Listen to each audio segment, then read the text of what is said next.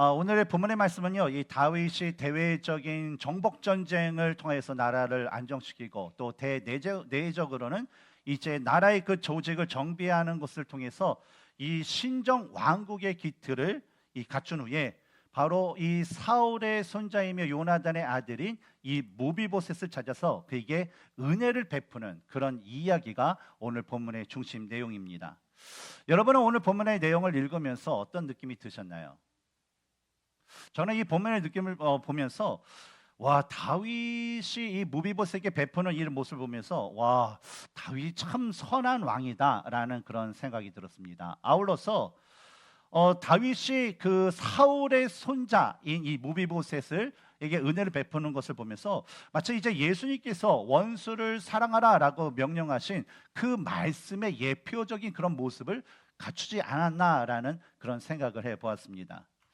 근데 오늘 본문의 말씀을 우리가 보면서 이 다윗이라는 한 인물이 행한 행위에만 우리가 집중을 한다면 자칫하면 이 본문이 주고자 하는 그런 중요한 메시지를 놓칠 수 있는 그런 실수를 저지를 수 있다라는 것입니다. 왜냐하면 다윗이 이 무비보셋에게 선을 행하게 된 것, 베풀게 된 것, 또 이 자기의 원수와 같은 이 사울의 손자를 극진히 대한 것이 단순히 이 다윗이 선한 사람이기 때문에, 마음이 착한 사람이기 때문이 아니라 그의 더 중요한 의미가 있기 때문입니다.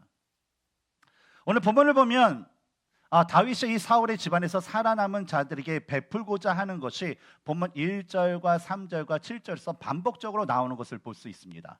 무엇을 베풀다라고 얘기하나요? 바로 은총을 베풀고자 했다라고 성경 기록하고 있습니다. 그런데 이 다윗이 베풀고자 했던 은총을요, 이 원어적인 의미로 살펴보면 다윗이 베풀고자 했던 것이 단순히 그가 가진 어떤 선한 마음을 가지고 베푸는 사람의 행위가 아니었다라는 것을 우리는 알 수가 있습니다. 본문에 반복적으로 나오는 이 은총이라는 그 단어를 찾아보면 원어 성경에 바로 헤세드라는 그 단어가 사용되고 있습니다. 헤세드 여러분 많이 들어보셨죠, 그렇죠? 뭐 합창단 이름도 뭐 헤세드 찬양팀에서 뭐 헤세드라는 그런 것들이 많아요. 근데 성경에서 헤세드라는 그 단어를 찾아보면 구약 성경에 크게 세 가지의 그 형태로 사용되는 것을 볼 수가 있어요. 첫 번째는 우리를 사랑하신 하나님의 그 사랑을 가리킬 때 이 헤세드라는 이 단어를 사용합니다. 그리고 두 번째로는 하나님께서 우리에게 요구하시는 사랑이 있어요. 행하라, 어떤 요구하는 사랑. 그 사랑을 할 때 바로 인애라는 그 단어를 사용할 때 이 단어가 헤세드가 사용되었고요. 또 세 번째로는 이웃을 향한 우리의 사랑을 나타낼 때 은총이라는 그런 의미를 담아서 바로 이 헤세드라는 그런 단어가 사용이 되어 있습니다. 따라서 이 헤세드라는 단어가 가지고 있는 이 여러 가지 의미와 또 오늘 본문의 그 맥락을 살펴볼 때, 그럼 오늘 본문에서 사용되는 은총이라는 것은 바로 우리를 향한 어떤 하나님의 사랑이나 하나님께서 우리에게 요구하시는 그 사랑이 아니라 바로 뭐예요? 하나님과 인간, 하나님께서 인간의 언약을 통해서 베푸시는 그 사랑처럼 우리가 그 하나님 안에서 이루어진 인간의 언약 관계에서 우리가 서로에게 믿음의 형제와 자매들에게 베풀어야 한 바로 이웃에 대한 사랑이다라는 것을 우리는 알 수가 있습니다. 그렇다면 우리가 본문을 우리가 같이 나누기 전에 한번 알고 기억해야 될 것이 있어요. 그것은 뭐냐면 분명히 우리가 하나님 안에서 우리 사람과 사람끼리의 하나님의 자녀된 우리 사람끼리 서로 맺은 언약이 있는데 그 언약을 지키는 것이 바로 오늘 본문의 중요한 내용이라고 하는데, 그렇다면 다윗이 맺은 언약 중에 도대체 이 무비보셋이라는 사람과 관련된 언약이 무엇이 있을까라는 것을 우리가 알아야 된다는 거예요. 그런데 이 질문의 답은요, 오늘 본문 1절부터 3절을 보면 무비보셋이 누구의 아들이었다? 요나단의 아들이었다라는 그 사실을 볼 때 우리는 좀 더 이 다윗이 가진 그런 언약이 무엇인지를 좀 더 잘 알 수 있는 힌트를 얻을 수 있다는 거죠. 이 요나단과 다윗의 이야기는요, 사무엘상에 이제 다 그것이 드러나 있습니다. 그런데 다윗의 일생을 보면 사울로부터 도망가게 된 그런 사건 가운데 이 요나단이 아주 중요한 역할을 하게 돼요. 그래서 그때의 그 사건이 사무엘상 20장에 기록이 되었는데, 특별히 20장 12절에서 16절의 말씀을 보면 다윗과 요나단이 서로 이 언약을 맺는 그런 말씀이 나옵니다. 근데 그 중에서도 15절과 16절을 보면 오늘 본문에서 다윗이 왜 무비보셋을 찾아서 그토록 그에게 은총을 베풀고 싶었는지에 대한 그 이유를 우리는 알 수가 있어요. 한번 본문의 말씀 한번 읽어볼까요? 15절과 16절입니다. 우리 남자분들이 15절, 우리 여자 성도님이 16절 읽겠습니다. 시작.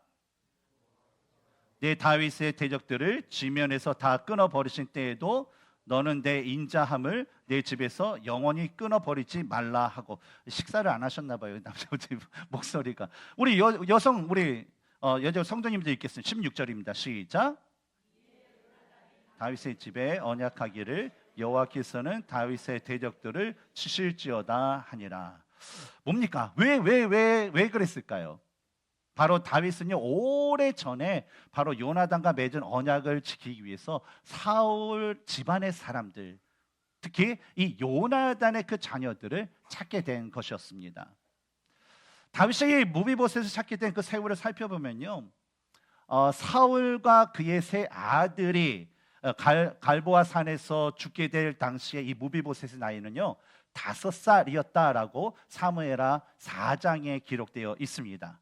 근데 본문에서는 이 무비보셋이 어때요? 장성하여서 그에게 아들이 있었다라는 것을 볼 때에 그가 그 무비보셋이 아버지 요나단이 죽은 후에 약 17년에서 18년 정도의 꽤 오랜 세월이 흐른 후였다라는 것이죠. 근데 다윗이 이처럼 오랜 세월이 흐른 후에야 이 요나단의 자손들을 이게 찾게 된 것은요 다 이유가 있었어요. 왜냐하면 이 다윗은요 그냥 평탄한 삶을 살지 않았고요, 그냥 뭐 너무나도 바쁘고 너무나도 급한 일들, 그게 직면한 일들이 너무 많았어요. 예를 들면 뭐가 있었을까요? 우선은 뭐 사울과 그의 아들들이 길보아산에서 죽었을 때에 이 다윗에게 일어났던 일은 뭐였습니까? 바로 남유다를 중심으로 헤브론에서 이 남유다 왕궁에 이게 시작이 됐어요. 왕이 되었습니다. 그러고 나서 또 이어지는 건 뭡니까? 이제 이스보셋이 죽자 뭐요? 북쪽의 11지파들이 와가지고 다윗에게 우리의 왕이 되어 주십시오라고 해서 기름 붓고 왕이 되어서 그 통일 이스라엘이 이룬 후에 수도를 헤브론에서 어디로 옮겨요? 예루살렘을 옮기게 되죠. 예루살렘에 옮긴 다음에 또 어떻습니까? 이 나라가 하나님 말씀의 중심의 나라가 되기 위해서 뭡니까? 하나님의 언약궤를 또 옮기는 그 과정이 있었고, 또 계속적으로 역사적으로 이스라엘의 이방 민족들이 계속적으로 침범했기 때문에 나라를 안정시키기 위해서는 어때요? 그 나라들과 전쟁을 해서 이겨서 굴복을 해야지 평화를 찾게 되는 거죠. 그리고 그것을 다 했더니 이제 대내적으로 이제 나라 밖이 안정되면 안을 또 튼튼하게 해야 되죠. 밖만 튼튼한데 안이 썩으면 어때요?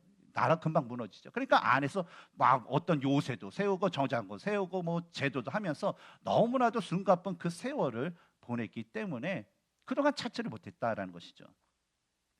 저는 이런 오랜 세월이 흐르고 많은 일이 있었음에도 불구하고 이 다윗이 하나님 안에서 요나단과 맺은 그 언약을 이 끝까지 지키는 이런 모습을 보면서요, 하나님 안에서 맺은 언약은 세월이 흐른다 해도 우리는 그것을 반드시 지켜야 되고, 또 그 언약을 지키는 자들이 진정한 하나님의 자녀와 백성이라는 것을 새삼스럽게 좀 묵상하는 그런 시간을 가졌습니다. 왜 그런가? 왜 그러냐면 하나님은 그 약속에 대해 신실하기 때문에 그의 백성된 자들도 그 언약에 대해서 신실한 모습을 가져야 되기 때문이라는 아주 합당한 그리고 아주 절대적인 그런 모습이, 그런 말씀, 그런 것들이 우리에게 있기 때문입니다. 성경을 보면 언약의 두 가지 특징을 알 수가 있어요. 첫 번째는 하나님과 인간의 그런 언약입니다. 근데 하나님과 인간의 언약은 어떤 동등한 위치에서 맺은 언약이 아니라 하나님께서 일방적으로 인간에게 맺어주시는 언약이에요. 왜냐하면 하나님께서 인간을 사랑하셔서 그들을 구원하시기 위해서 어때요? 맺으시는 그 언약이 바로 이 하나님과 인간의 언약입니다. 다음으로 또 하나의 그 언약이 있는데 바로 하나님 안에서 이루어지는 인간과 인간의 그 언약으로, 바로 이 언약은 뭐냐면 하나님의 그 사랑과 말씀을 기반으로 해서 되어지는 그런 약속이라는 거예요. 그래서 하나님과 인간과 맺으신, 하나님께서 인간에게 맺으신 그 언약의 말씀을 보면, 언약을 보면 그 언약의 주체는요 바로 하나님께 있습니다. 그런데 하나님은요 뭐 세상의 그 어떤 것에도 굴레를 받지 않으시는 분이에요. 자유로우신 분이에요. 뭐 사람에게 하나님께서 줬다고 해도 아야 오늘부터 캔슬, 취소, 나 마음 바뀌었어 그러면서 언제든지 그것을 취소할 수 있고요. 또 그것을 무너뜨릴 수 있는 어떤 권위와 권세와 힘을 가지신 분이 바로 하나님이라는 거예요. 그런데 하나님께서는요, 자신의 그런 능력과 권위와 권세를 가졌음에도 불구하고요, 단 한 번도 인간에게 맺어주신 그 언약을요, 하나님은 브레이크하지 않으셨어요. 항상 그것을 기억하시고 진짜 그 사람에게 맞는 합당한 때에 그 언약을요 반드시 신실하고 성실하게 지켜주셨다라는 것이죠. 그리고 이런 언약에 대한 하나님의 신실하심과 성실하심을 은혜를 받은 자, 바로 하나님의 그 백성은요, 바로 이스라엘 백성들뿐만 아니라 바로 이곳에 있는 저와 여러분이 바로 그 은혜를 받은 자라는 거예요. 왜 그렇습니까? 하나님께서는요, 자신이 맺어준 그 언약 때문에 바로 여기 계신 예수님을 개인의 구세주와 주님으로 믿는, 그래서 그리스도인이라고 할 수 있는 우리들을요 구원해 주셨어요. 그것뿐만 아니라 우리가 어떤 문제와 상황 가운데 하나님 도와주세요, 하나님 이 상황 가운데 도대체 무엇입니까? 라고 하면서 우리의 그 간절함을 하나님께 부르질 때 하나님께서는요 그것을요 한 번도 놓치지 않고 계속적으로 들어주세요. 그리고 날마다 우리의 삶을 지켜주시고요, 또 날마다 많은 그 은혜로 베풀어 주시기 때문입니다. 그러니까 우리는 뭐예요? 바로 그 언약의 은혜를 받은, 직접적으로 받은 그런 은혜 받은 자다라는 것입니다. 저는 이런 하나님의 모습을 우리 묵상하면서 인간이 하나님께서 맺으신 언약을 온전히 지키는 모습이야말로 진정한 하나님에 대한 사랑의 표현이다라고 저는 생각을 합니다. 왜냐하면 하나님께서는요 처음부터 내가 거룩하니 그의 백성된 자녀된 모든 이들도, 우리들도 거룩할 것을 명령을 하셨습니다. 그리고 하나님의 백성된 자들이 그분의 말씀에 순종하여서 하나님의 언약을 지키며 살아갈 때 하나님은요 그 모습을 보시고 어떻게 해요? 더 사랑해 주시고 또 자신이 맺은 그 언약대로 신실하게 그들에게 행해 주셨기 때문입니다. 성경을 보면 수많은 믿음의 사람이 있어요. 근데 그 수많은 믿음의 사람들이 하나님께 기도할 때에 항상 근거로 삼아서 기도하는 것이 있습니다. 무엇이었을까요? 바로 하나님께서 주신 언약의 말씀이었어요.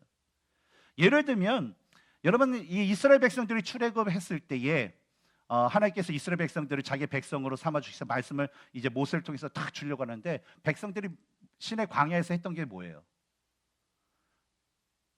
금송아지 만들어가지고 그냥 춤추고 우상 숭배했잖아요. 그래서 하나님께 화가 나셨어요. 그래서 내가 여기 있는 사람 다 쓸어버리겠다 말씀하셨죠. 화가 나셨어요. 그때 모세가 그때 나오죠. 그리고 하나님께 기도합니다.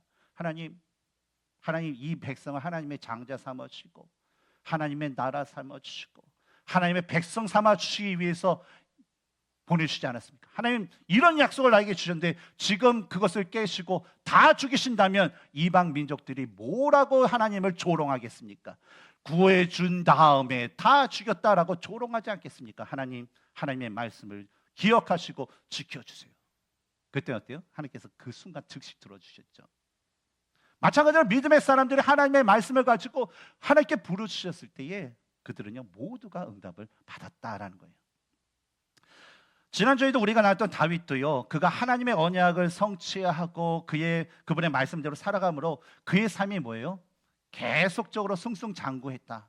모든 전쟁에서 여호와께서 이기게 하셨다라는 것을 우리도 어때요? 다 같이 그것을 직접 하기도 했죠. 그러나 우리는요 하나님께서 주신 언약의 말씀이 이 성경의 말씀대로 살아가야 됩니다.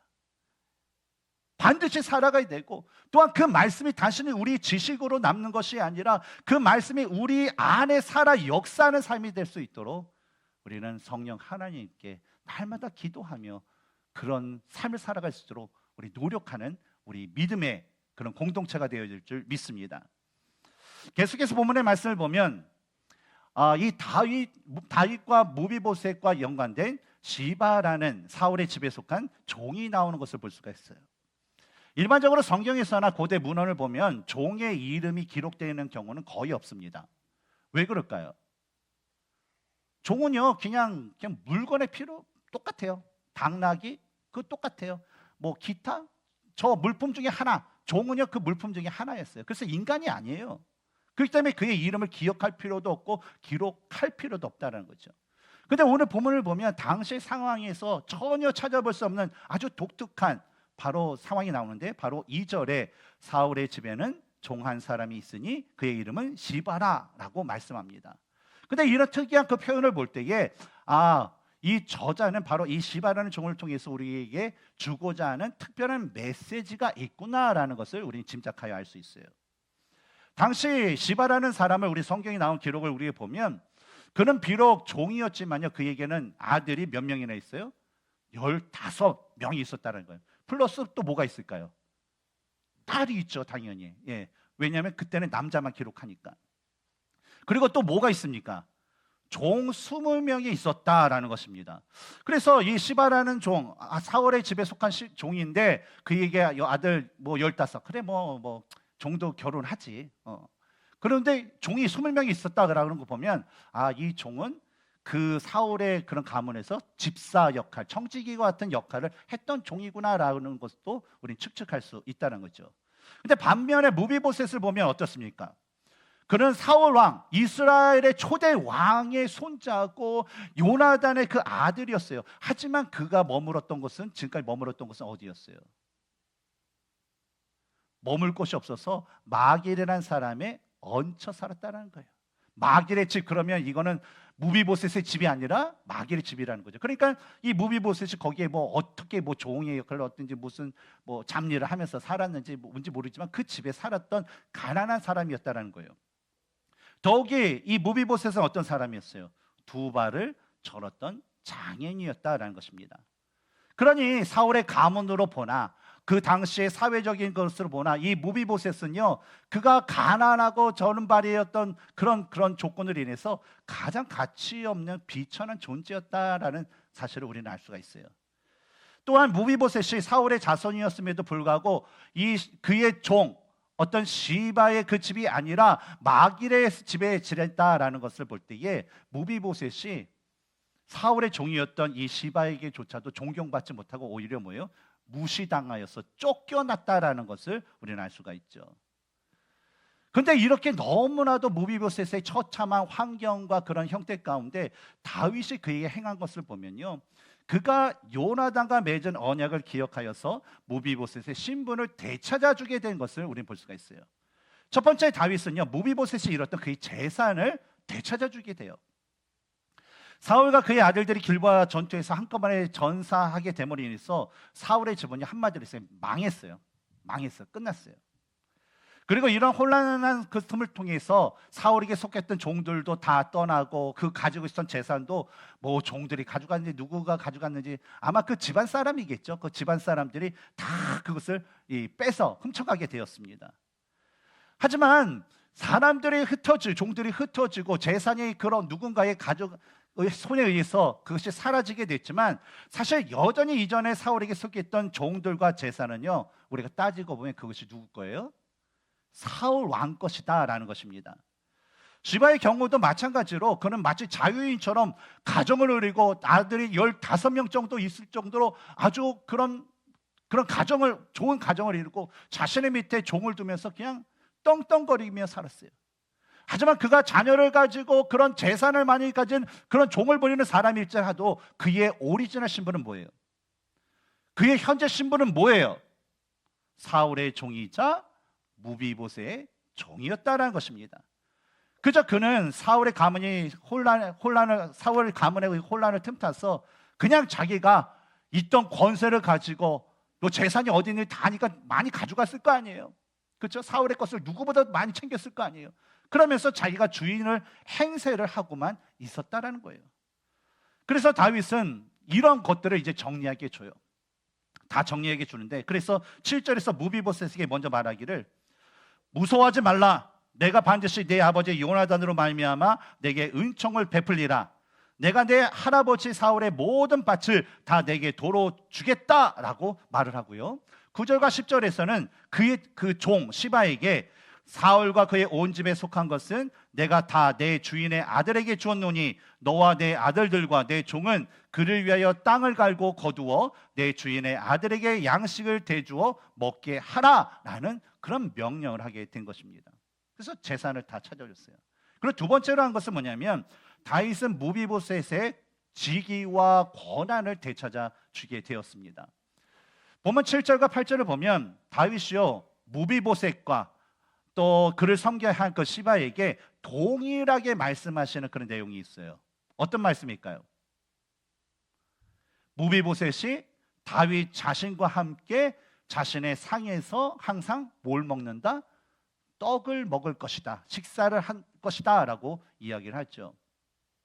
오늘날 우리에게 이 식사를 한다라는 것은요 뭐 그냥 단순히 교제의 그 의미가 있습니다. 사귐, 더 가까이 하는 그런 의미가 있어요. 하지만 당시 고대에 있어서 함께 한 상에서 밥을 먹는다라는 것은요 이 사람은 내 사람이다, 내 식구다라는 거예요. 아주 끈끈한 그 관계를 나타내는 것입니다. 다윗은 무비보셋이 자신과 함께 자신의 상에서 항상 음식을 먹을 것이다 라는 그 말씀을 공견하게 이게 선포하면서 무비보셋이 더 이상 가난하고 다리 저려서 천대받는 그런 사람이 아니라 이제부터는 자신의 왕들 중에 한 왕자처럼 여김을 받는 바로 왕족으로서의 그 직위와 권한을 갖는 자가 되었다라는 것을 바로 사람들에게 그 나라 가운데 선포를 한 것입니다. 사실 다윗이 요나단과의 맺은 그 언약을 통해서 뭐 무비보셋을 찾고 그의 재산을 그의 신분을 되찾아준 그 모습은요 사실 하나님께서 인간과 맺으신 언약의 말씀을 근거로 그리스도를 통하여서 우리들에게 새로운 신분과 삶을 허락해 주신 것에 대한 예표이기도 합니다. 왜냐하면 하나님께서 이 세상을 창조하시고 자신의 모양과 형상을 따라서 사람들을 창조하실 때 우리는 하나님의 자녀, 아담과 하와는 하나님의 자녀로서 살았어요. 그 권위와 영광과 모든 특혜를 다 얻었어요.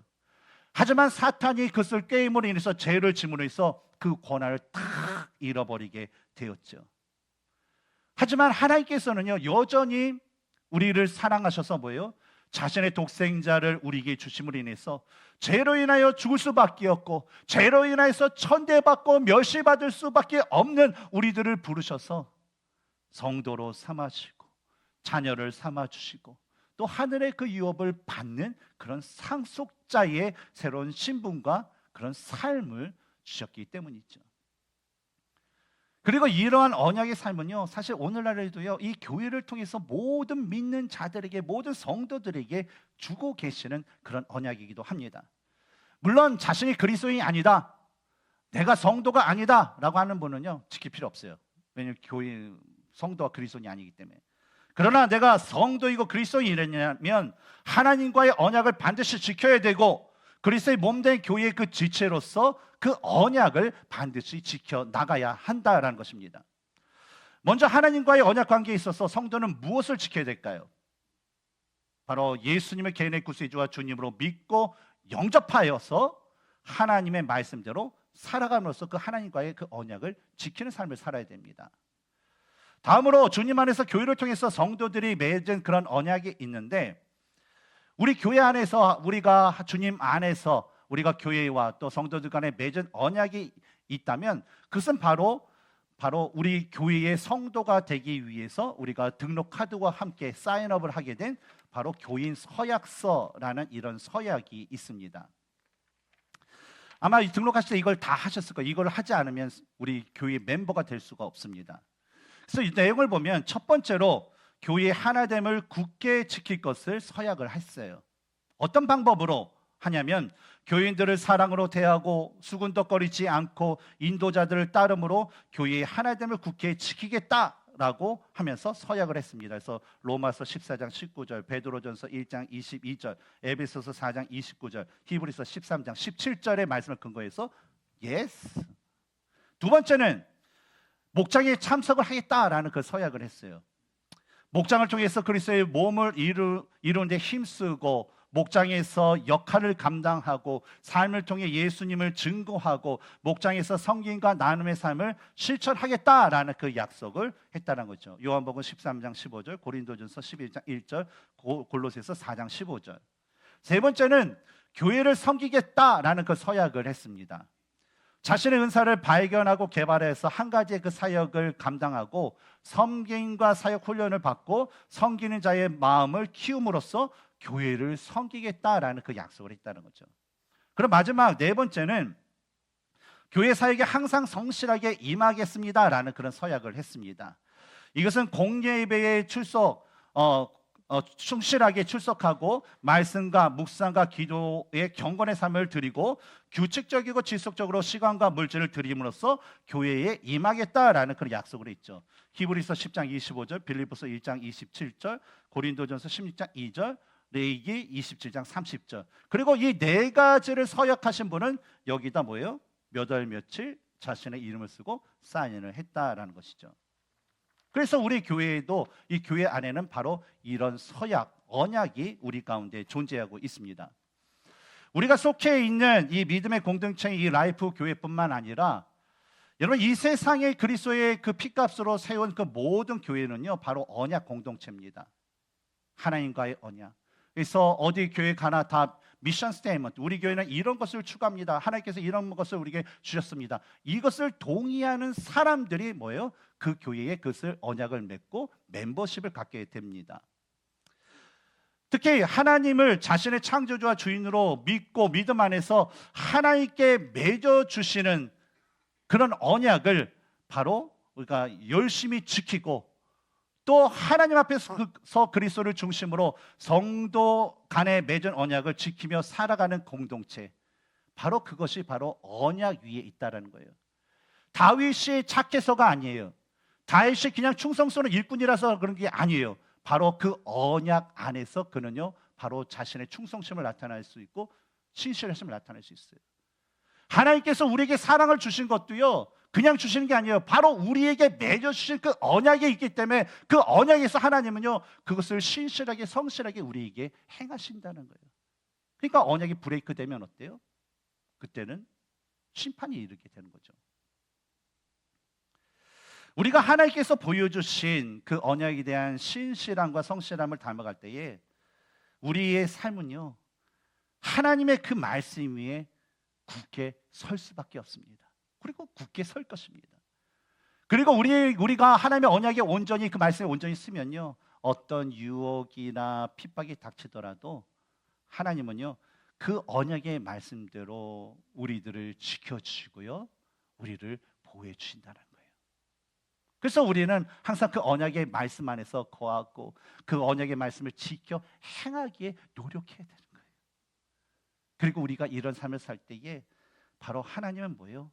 진짜 자신이 줄 수 있는 모든 긍휼하심과 은혜와 사랑과 축복을 우리에게 주신다는 거예요. 근데 그것을 찔끔 주시는 것이 아니라 그것이 가득 차는 것, 성경에서 말하는 그것이 차고 넘치도록 주신다라는 것입니다. 사랑하는 성도 여러분, 다윗이 하나님의 언약의 말씀 가운데 거하고 그 하나님의 말씀을 지켜 행함으로 그게 형통과 은혜, 또한 그것을 또 자신의 삶뿐만 아니라 그것이 이웃인 요나단과의 그 언약을 통하여서 그의 자손에게 베풀기를 힘썼을 때에 그에게 하나님께서 많은 은혜를 주셨던 것처럼 하나님의 언약 안에 거하고 말씀을 지키심으로 인해서 하나님께서 우리에게 주시는 그 은혜와 축복을 많이 받고 또 그 은혜와 축복을 주위 사람들에게 또 나눠줄 수 있는 모든 성도님들 되시기를 주님의 이름으로 축복합니다.